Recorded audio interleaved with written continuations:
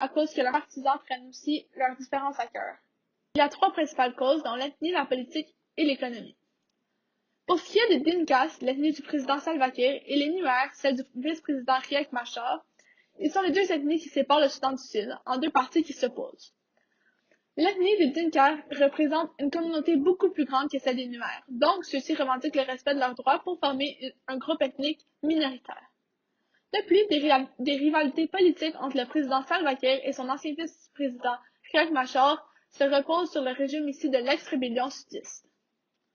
M. Machar dénonce l'attitude dictatoriale du président M. Kiir. Kiir accuse Machar et ses alliés de tentative de coup d'État.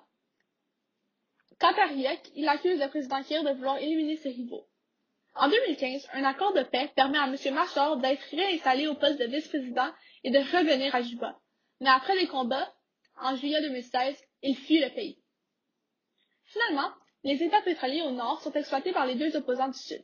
Ceci crée donc une dispute économique autour d'une ressource qui constitue 90% de leur économie nationale. Le détonateur du conflit a été cette destitution de Riek Machar, suivie de massacres.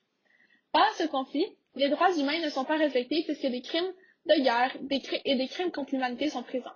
Des massacres ethniques sont commis par les 2 opposants. Le 23 juillet 2015, l'UNICEF déclare que des enfants ont été victimes de mutilations, de viols et d'autres ont été brûlés vifs. Le droit à la vie, à la liberté, à la sécurité, le droit à la justice, le droit à la liberté d'expression sont quelques exemples de droits humains qui n'ont pas été respectés au Soudan du Sud. Le droit international, qui a pour but de limiter les conséquences des conflits armés, surtout pour les gens qui n'y sont pas impliqués, n'est pas respecté. Effectivement, celui-ci interdit entre autres les agressions sexuelles. De plus, les militaires ne portent pas d'uniforme pour se différencier alors que le port de celui-ci est obligatoire selon ce droit. La Chine s'intéresse à tous les pays qui ont un potentiel pétrolier, comme le Soudan du Sud. Cependant, au cours des dernières années, la Chine s'est retirée de ce marché à cause des éventuels conflits que les ONG leur apporteraient.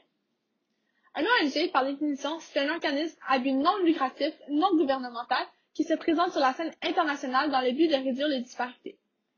Cependant, la Chine a débloqué $1 milliard pour financer les opérations de maintien de la paix de l'ONU, pour, sans doute, gagner leur confiance pour que la guerre civile finisse et pour qu'ils recommencent la production de pétrole. Cela a bel et bien contribué au processus de paix déjà entamé par l'ONU, car ces fonds aideront à la reconstruction d'infrastructures après le conflit et cela aidera à envoyer plus de casques bleus pour rétablir la paix. Lorsque les conflits menacent la sécurité des populations, les acteurs peuvent réclamer une intervention extérieure en territoire souverain en invoquant le droit international humanitaire et la protection des droits humains. Dans ce cas, il y a des interventions à cause d'une crise humanitaire, il y a de la famine et des crimes contre l'humanité. La mission des Nations Unies au Soudan du Sud a été créée le 9 juillet 2011, le même jour que l'indépendance du Soudan du Sud.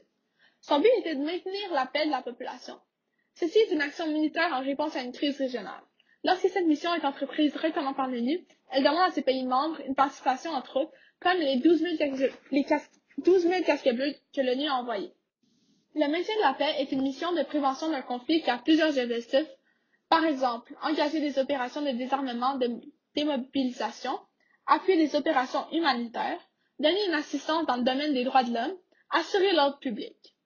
Cependant, les missions de l'ONU ne visent pas à imposer la paix par la force. En général, les casques bleus sont autorisés à utiliser la force seulement pour se défendre ou pour sauvegarder la mission. Le 5 juillet 2012, ils ont étendu la mission pour une année supplémentaire.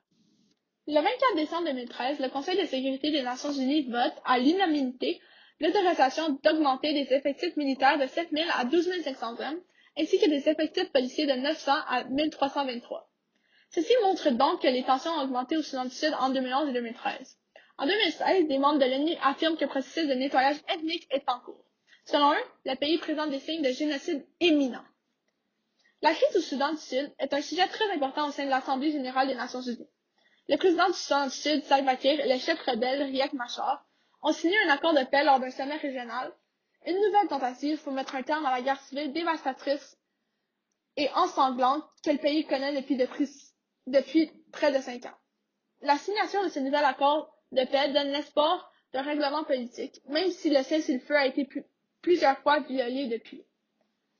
Agissant en vertu du chapitre 7 de la Charte, le Conseil de sécurité a décidé de prolonger jusqu'au 15 mars 2019 la mission des Nations Unies au Soudan du Sud, avec un mandat mettant